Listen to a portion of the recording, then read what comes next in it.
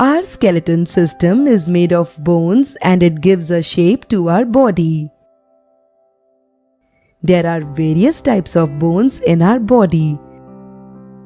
Some are long, like the bones in the forearms and thighs. Some are short, like the bones in the wrist, foot, ears. An adult human being has 206 bones in his body.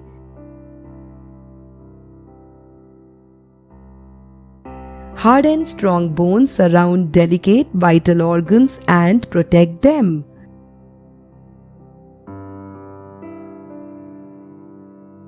Our heart and lungs are protected by a cage made of bones called rib cage.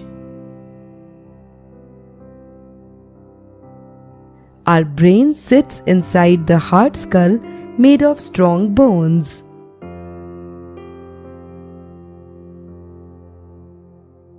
The backbone or the spine protects the spinal cord, which is the extension of the brain and is extremely delicate. We can stand, sit and maintain different posture because skeleton system provides a rigid structure and it helps to hold all organs in place.